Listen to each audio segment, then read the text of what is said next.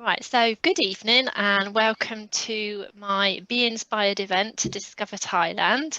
I've done quite a few events now, and this evening I decided to take you to a destination that I've been to myself. Absolutely love Thailand and can't wait to go back. I've got a great excuse because my daughter's now got a good friend that's just left school and moved to Thailand, so we've got a great reason to go back over there now. And it's just when I put the details out of tonight's event, I found a great word which I've just shared with Kaye to describe Thailand, and it's a kaleidoscopic country, which it really is. It's got so much to offer, and doing an event like this just is great because it gives us sort of just a 30-minute, sort of half an hour snapshot of all of the amazing parts of the country that we can visit. And it's great. I've got Kaye with me tonight. So Kaye is from one of our specialist destination partners that we work with at Travel Counsellors. She's done some other events with me. We've talked about Vietnam and Cambodia just before Christmas. And it's great to work with Kaye. They're an amazing company, Wide Eyed Tours, and she's got some great knowledge on Thailand as a destination that she's going to share with us tonight. Most of you know me. If you don't already, then I'm Sally. I'm Travel Counsellors. I've been in travel for over 25 years, and I'm here really if after this that you've got anything that you want help with travel related, and especially something like Thailand where it's a bit more of a tailor-made destination. That's really where I specialise. So anyway, tonight is to take you off on your travels from the comfort of your sofa. So I'm going to hand over to Kaye, and she's going to share a screen with us and enjoy. And any questions, please pop them in the chat box. If you can all just go on mute for the presentation with Kaye to start off with, and we will pick up all the questions at the end then, if that's okay with everybody. All right, thank you, Kaye. All right, so I'm just going to get us to the beginning rather than the end here. 2 seconds, sorry about this. No spoilers, hopefully. It's It's like a whistle-stop tour of Thailand now, isn't it? That's backwards. So, first of all, allow me to say Sawadee Ka, which means hello in Thai, and welcome to Thailand. So, as Sally said, tonight I'm going to take you on a journey around the wonderful country of Thailand, which we like to call the land of smiles. So Thailand is obviously, it's about a 12 to 14 hour flight from London into Bangkok. The two main hubs would be Bangkok. You can also fly directly into Phuket and into Chiang Mai. It is a very long country. So it's another one of these countries that you tend to fly from each destination. You can get to most regions via flight, via Bangkok. Or there are some train journeys, which I'm going to show you a little bit later on as well. So it's a great destination. There's something for everybody. It really is. It's one of my favorite places to go and visit. And I've been there probably about 10 times now. When I first visited, I was a backpacker heading out to Australia. And I thought, what is this bustling city in Bangkok? I'm not sure I like it. And was really quite scared and a bit naive. But now, having been back so many times, I've got a real love for not only Bangkok, but the whole of Thailand, so much so that I've dragged my family along with me. So why go to Thailand? As Sally said, it's kaleidoscopic. You know, there's rich and diverse cultures, unique history and traditions. There's some amazing monuments, diverse landscapes. The people are just so friendly, and it's such warm hospitality. Every time you go into a hotel, it's very much, you know, everyone's there, Sawadee Ka, you know, there's a lot of friendly hospitality. It's great for families. So if you've got children, it's a fantastic destination. Doesn't matter the age of them. The people really look after children. The hotels, I mean, I think the hotels are second to none. You really can get properties at good prices as well. You don't have to go for the international chains. There's some fantastic, more local style hotels, but they all have some great facilities like spas, lots of swimming pools. They've just in Thailand, a lot of the time I've traveled during Easter holidays because I have a young daughter, and we found that the great thing at Easter is that you go and you're not queuing for a sunbed. You know, there's not that crowded feeling. There's quite a few people around, but you know, there's always space and there's always sunshine, which helps the holiday a lot. And then you've got the amazing food. So you've got the street food, you've got a lot of Western influenced food, lots of restaurants. You can go from your top Michelin star restaurants, if that's where you like, to, you know, your street food and eating at the local night markets. There is lots of different things that you can choose. Now, cost is very dependent on what you want, but as a family of 3, we spent approximately £30 a day. So in 2 weeks, once you're in destination, it can be super cost effective for you. And that included some excursions and also all food and drink. They've got these great little places that you can go and eat where there's lots of different types of food. So there might be Thai food, there might be Indian food, there might be pizza. So if you were really into your Thai food, you could choose 3 or 4 dishes and try them. But if your child isn't so, they can have a pizza. So that quite happened with us. So it really is a great place to travel. There's some amazing festivals throughout the year as well. At Easter time in particular, there's the water festival, which is Songkran, and it is the world's biggest water fight. Everyone just runs around with water pistols, playing and just shooting each other and getting everyone wet. It goes on a little bit for 2 or 3 days, but it is a fantastic experience. So today I'm going to take you through the key sites. Generally, we recommend people stay in Thailand between 10 to 14 days. Obviously, if you've got longer, fantastic. You can do a twin centre, so you might want to do Bangkok and beach. You might want to do a touring product, which is the kind of itinerary that I'm going to go through this evening, or you might just want to do a single centre. There is so much to choose from. It's entirely, and it is a place that once you've been, you end up going back time and time again. I mean, I've, as I say, I've been about 10 times. I've been to similar destinations, but I'm also always finding something new. And even in this job, I'm finding new places all the time. I'm like, oh, I think I might be interested in going there. How can I fit this into my itinerary next time, kind of thing. So most people will start a tour in the city of Bangkok. They will explore the sights of Bangkok, maybe go over the bridge over the River Kwai. They may fly up to Chiang Mai and Chiang Rai in the north, and then they may choose a numerous beach extension, depending on the weather, depending on how much you want to travel, depending on what standards you want. Obviously, the weather is something to bear in mind, as it always is. Thailand's a little bit different to other parts in Southeast Asia and can be a little bit tricky because the southeast and southwest have different climatic zones. So the southeast, when I refer to that, is your Koh Samui area, and your southwest is more your Phuket and areas on that side of the island. So during the beginning of the year and our winter season, it's a fantastic place to go for some winter sun. The weather's brilliant.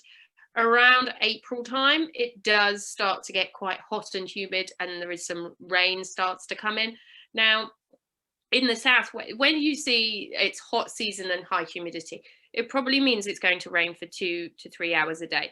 For instance, when I've been to Phuket and Krabi during April, towards the later in April that you get, it normally rained for like 1 to 2 hours in an evening, but it would start raining about 9, 10 o'clock at night. It'd be a burst of rain for an hour, and then it would all cool down and you'd be back to normal. So it doesn't influence your days at all. Even during the real rainy season, people still, you know, will, what we call monsoonal season. Up in the north, it gets very wet, and in Bangkok, it can get very wet. But on the coastal areas, you still find that you can go for 5 or 6 days without actually seeing any rain. It's just, you have to know that there is a possibility that you're going to get influenced. So Bangkok, the gateway to the country, as I said, it has 2 airports, which can be for international flights, and then there was one that's more for the internal flights. As I say, you can get anywhere. It is a busy city. It's crazy traffic. When you go to Bangkok, most of our sightseeing excursions will be through local transport. And the reason for that is that it can take you an hour and a half to get from one side of Bangkok to another because there is so much traffic. There is a fantastic sky train which goes across the city, which is a really easy way for people to get about. And many of the hotels we suggest are located really close to a sky train station so that you can get around on your own if you want to, but also you can get through the city very easy. There is so much to see and do in this city. Most people will stay for 3 to 4 nights. That's an average stay, but there's also quite a lot if you want to get out and about into the city. There is loads of markets, for instance. There is a fantastic weekend market called Chatter Chat, which is, it's not a street market, it's more of an actual city market, but it is a fantastic place to go and visit at the weekend and see local life. There's obviously the iconic sites such as the Grand Palace and Wat Pho. We don't tend to take people to these sites as much because they become so busy and touristic. We would rather take you a little bit off the beaten track and see something a little bit more real. Wat Pho, for instance, we will take you to see on an evening. So you will see it lit up in beautiful golden lights, and you will still see the amazing Buddhas, the reclining Buddha, the emerald Buddhas, all those kind of things. So you will get to see some of the iconic sites just without the crowds and the pushing and everything. The floating markets have become very much a tourist attraction. So we would take people to Thonburi Canals, which is just outside of Bangkok.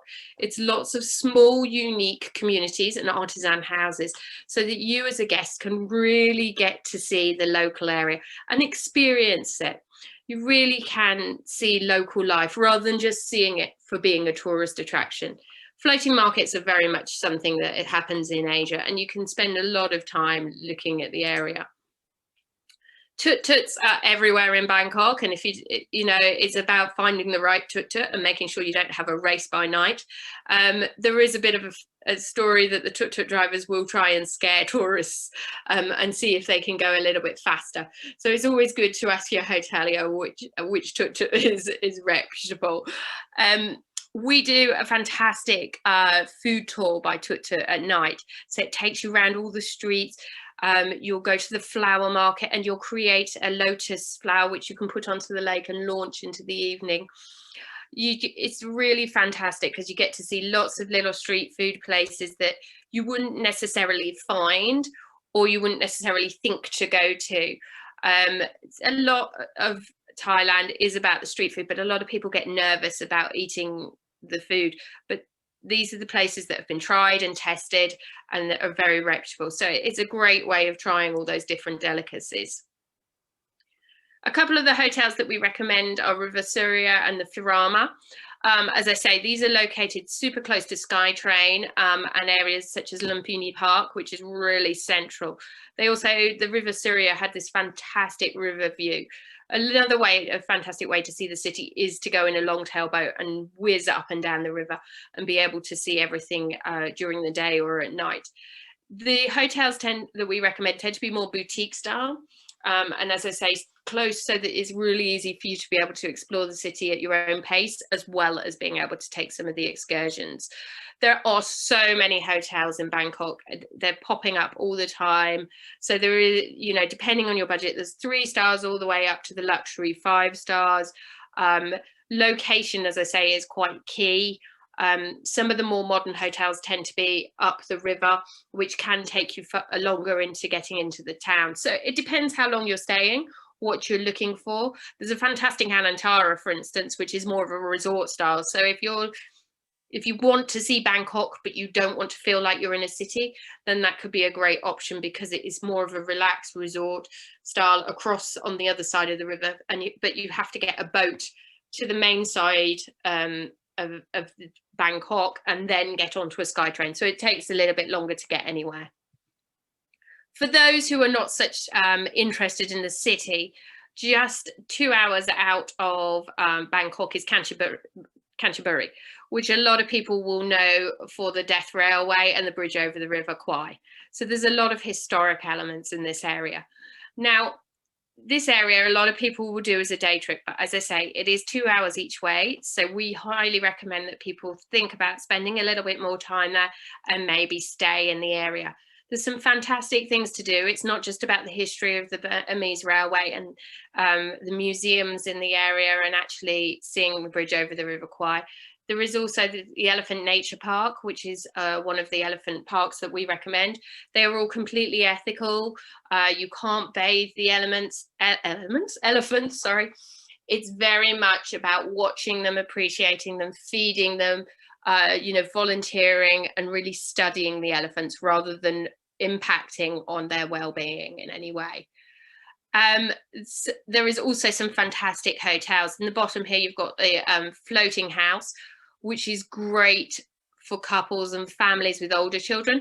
The reason I say that is because there's no interconnecting rooms in this property. So if you have a younger child and you wanted them to be in a connecting room, the floating house is not somewhere that we would recommend. And it's right on the river. So you can take the kayaks out, you can go swimming, or you can just sit and relax and read a good book.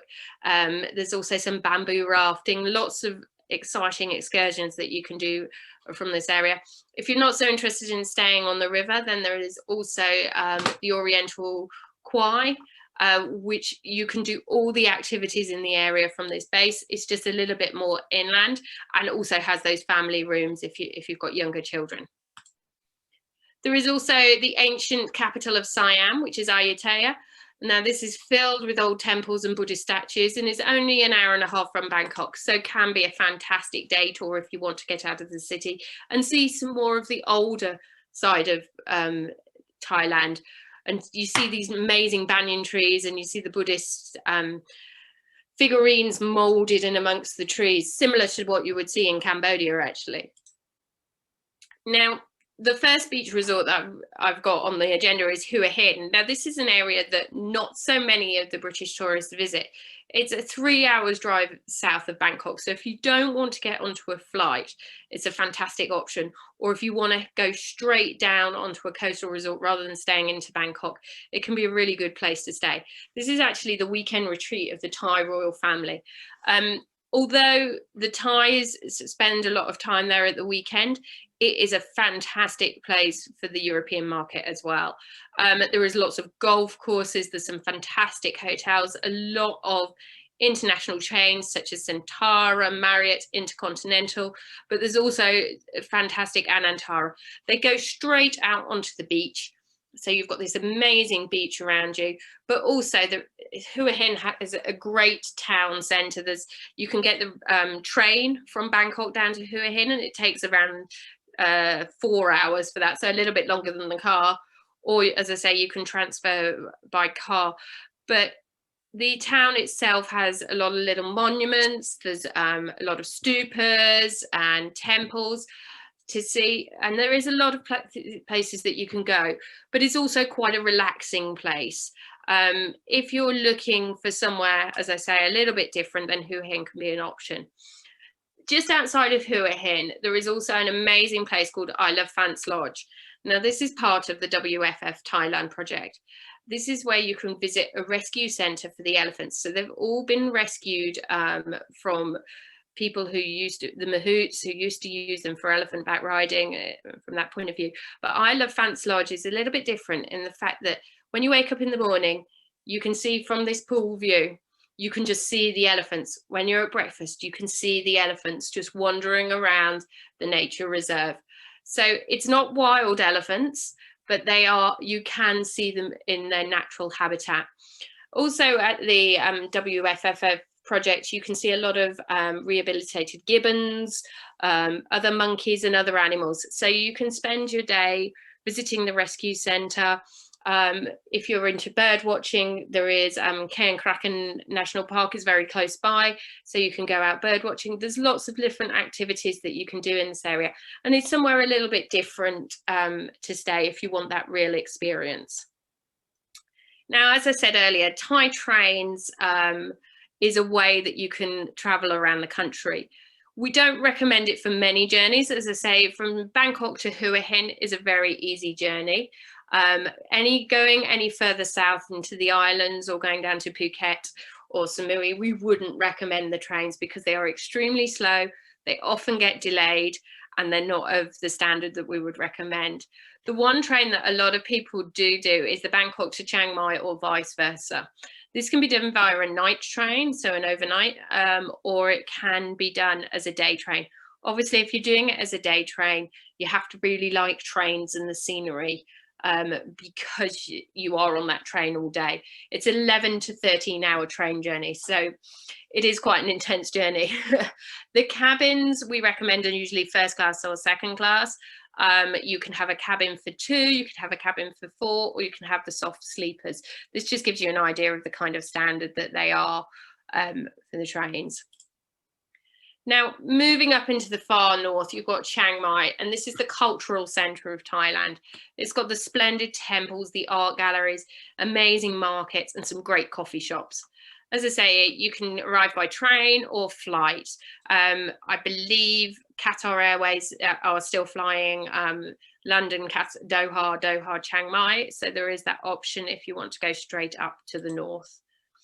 Some of the key iconic sites in the north are Doi Sothep Temple and Doi Yên Thon.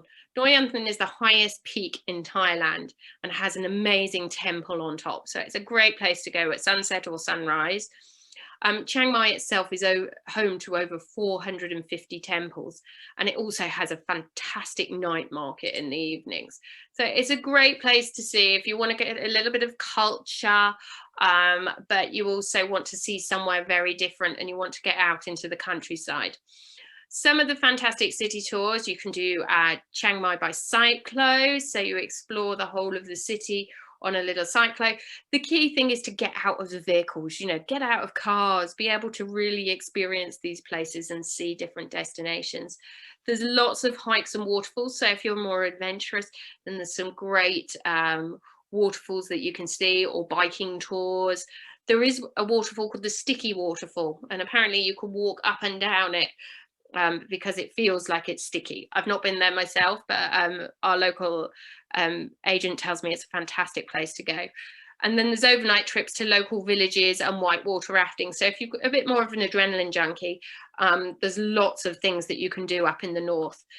There's also some fantastic local cooking schools learning to make some of the Chiang Mai noodles, some of the delicacies, and really being able to take part. In Asia, a cooking class is not just you going somewhere and learning how to cook a dish. It's very much you'll get taken to the markets, you get taken to a local home or a smaller cooking school. You'll get to pick the produce, you get to talk with the instructor, you get to really learn about the dish, and then you all sit and eat together. So it's very much a family experience and really something different than just learning how to cook one dish. You will find in this presentation there's a bit of a theme with the elephants. There is a lot of elephants around in Thailand. As I say, all the ones that we recommend are completely ethical, but it is an iconic part of Thailand, and many people actually want to see and have some kind of experience. At Elephant Nature Park up in Chiang Mai, you can do this as a day trip or you can stay overnight.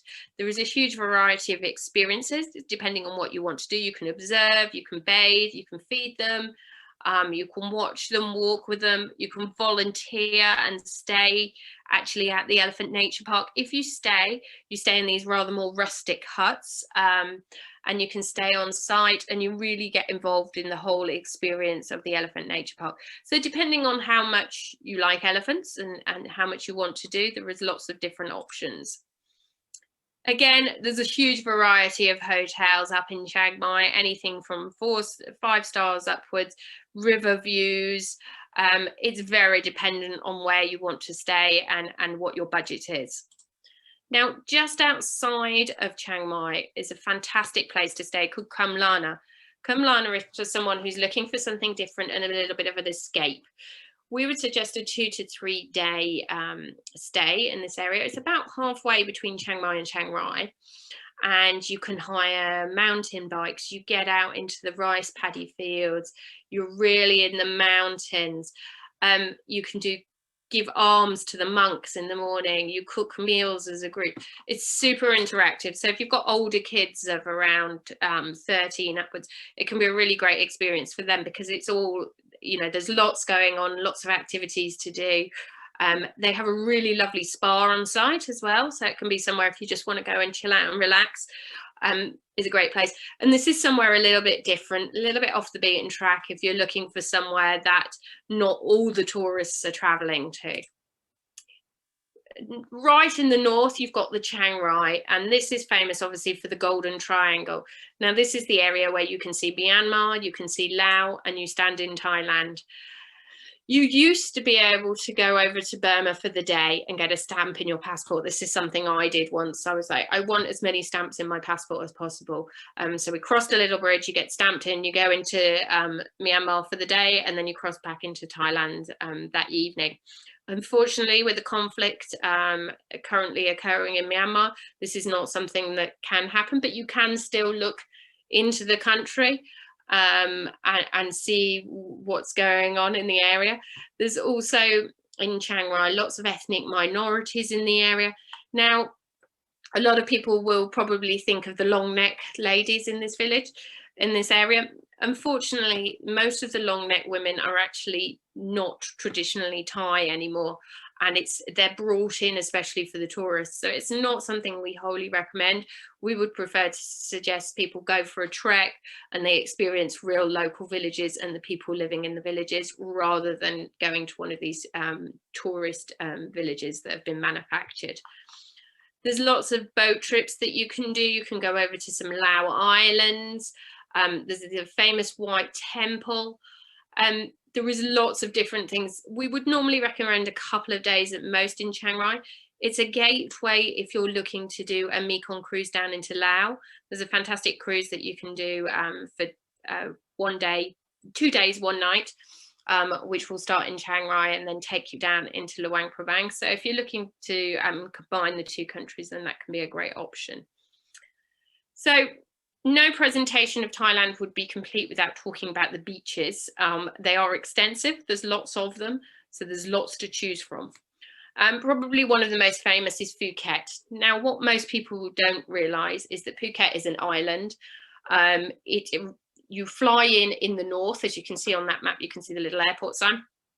To get all the way down to the bottom and to Koh Tao or Patong Beach will take you around an hour and a half. So this island is quite extensive, and it's not as easy as just saying, I want to go to Phuket. Depending on what you are looking for, depending on your interest, your budget, will depend on what beach is best for you. There are so many different beaches. Patong Beach is probably the most famous. This is where the nightlife, the hustle and bustle is. This is the one that actually I would least recommend to people. Purely because it is so busy, and it is where probably the other side of Thailand occurs as well. But at the same time, there are some fantastic resorts on the edge of Patong Beach going down towards Karon. So sometimes it's a bit of a postcode lottery, as with everywhere. So Phuket is famous for its stunning beach areas, boat trips, snorkeling, the old town. There is literally lots to see and do. There is, and I do talk about elephants a lot in this, there is a fantastic elephant sanctuary which has this new canopy walkway. So as you can see from the image, you can walk around the canopies just viewing the elephants from above and just wander around. Again, totally ethical, same group as Elephant Nature Park actually. And this is a new experience that they've built during COVID times. You can also do a fantastic tour of Phuket Old Town. Now, many people don't realise that this is actually, excuse me, a UNESCO World Heritage Site. And it's a gastro capital. So there are some fantastic buildings that you can see, but also some great delicacies that you can try in the Phuket Old Town. And it's overlooked by so many tourists. You can hire boats. You can do this as a group.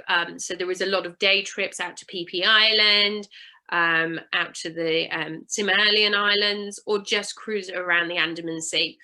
But there is also some luxury boats that you can hire just for your family or just for a group. It's great for honeymooners or if you're looking for a celebration. And there's some fantastic snorkeling trips that you can also do in the area. These are a couple of the hotels that we recommend. The Pavilions is fantastic property located high up on a hill. It's not a beach location, but it does some fantastic villas, and it does shuttle buses down to the local beach. And then you've got the Dawa, which is in the north of the island, and this is great for families and couples. There's lots of rooms and villas, but there is so many to choose from. It is very much dependent on what you are looking for. Two of the islands just off Phuket are Koh Tao Noi and Koh Tao Ye. Now they're approximately 1 hour by long-tail boat or speedboat. If you're looking for that kind of island retreat, not much around, really just sandy beaches and looking out into the beautiful Andaman Sea at the Karst Mountains, then this can be a fantastic place to go to. There's lots of cycling, boating, yoga, going to some of the local islands. It really is a beautiful place to go out to. To the north of Phuket, you've got Khao Lak. Now, unfortunately, Khao Lak is the place where the tsunami started, so that may be where some people have heard from it. It's about 1 hour and 15 north of Phuket, and this is a less populated area. There is one main town with a big market and lots of restaurants, but then the hotels tend to be on small isolated beaches. This is more if you're looking for complete relaxation and somewhere to chill. When I went to Krabi for my holiday, I did 7 nights in Krabi, and then I did 3 or 4 nights up in Khao Lak, and it was a great place just to really relax, recharge our batteries, and just see a different area of the island. It's also the gateway to the Simillian Islands, so if you are looking to go out to the islands, you will be taken up to the port in Khao Lak, so if you wanted less of a transfer, then it's a great place to stay. Now, the next place, I'm just going to try and show you a little video of Khao Sok National Park there. Apologies if it doesn't quite work because my technical terms. Khao Sok is home to many unique style lodges. There's our Jungle Lodge, which is the video that I'm going to show you, as well as Anorak Lodge, and a famous one, which is called Elephant Hills. It's great for elephants, jungle treks, traditional cooking. You can learn to cook sticky rice in the bamboo. So in the jungle, they have these bamboo tubes and they will cook the sticky rice inside, and it's a fantastic thing. And also there's some great river rafting as well. So let's just see if this works for you.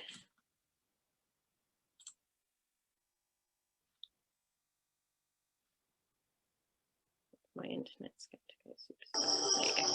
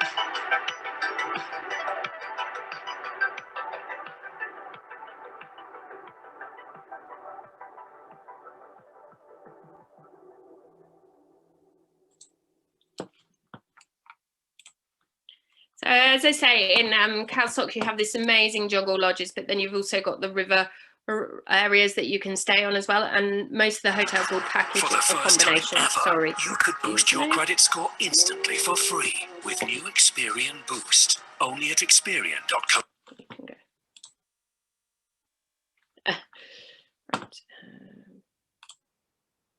So there we are. Sorry about that. So the next destination is Krabi. Now this is about a 3-hour drive from Phuket, or you can fly straight into Krabi from Bangkok. It's a smaller resort and a gateway to the islands. The beach is small, and the main area is called Ao Nang. Now, you can take the long sailboats to the local small islands such as Podder Island or Chicken Island. And you can either go in a group long tail boat and you just wait, each person waits for the next long tail boat, or you can hire your own private one. They're about £100 to hire a private. Me and my family hired a private one because my daughter was only 5 at the time.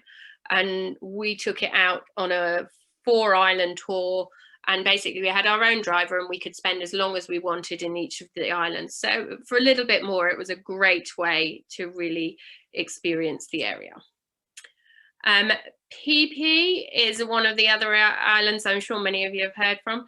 You would get the boat generally from Krabi to Phi Phi. The ferry takes around 2 hours from Phuket, or 90 minutes from Krabi. The Phi Phi beaches are not private, apart from a few of the resorts. And so the warning that we have to give is that it does get very crowded, as it's a hugely popular day trip area. Many people will take the boats out from Phuket or from Krabi and do a day trip out to Phi Phi Islands. Now, one of the most famous places that people used to go to was Maya Bay, which was the area featured in the beach film. This has been closed now for about 2.5 years. And they are now talking about keeping it closed for the next 3 to 6 years. The regeneration of Maya Bay has been quite considerable. The amount of rubbish and water bottles they found was so extensive. And since allowing it to have no tourists, there's actually been some amazing fish come back. There's a lot of manatees, and it's really becoming an area for snorkeling again. So hopefully in the future they will take care of this area much better. These trips tend to be fantastic for snorkeling. There's also an area called Monkey Beach, which is a beach obviously covered in monkeys, as you would expect. So Phi Phi can be fantastic either for a day trip, or if you are considering you want an island stay, then it can be somewhere that you can stay for longer. Now, moving over to the east coast, you've got Koh Samui, and as I say, this is the area that you would go to more during our summer months. That's when there is the best season there. Koh Samui is a very small island. You can drive around it in about 2 hours, and it is very much a resort for romantic getaways. There is the national parks in the area, night market, spa, relaxation, that kind of area.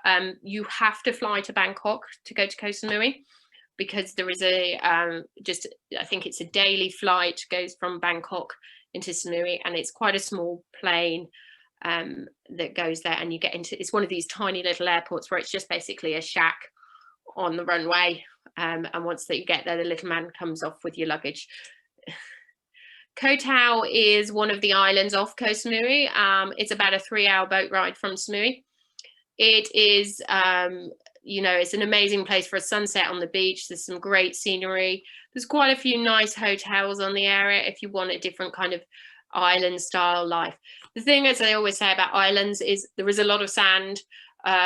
So you can do it for a day trip, or if you want to stay there, it can be that more idyllic, but usually most people will stay for 2 to 3 nights.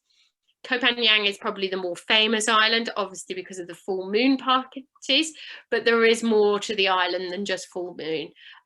You can do kayaking, boat trips. There's some fantastic night markets. It's only about 20 minutes to an hour actually from Koh Samui. So it can be a great place to go and explore. Again, it's a day trip, or you can stay out there. And that allows me to say Kopanyang.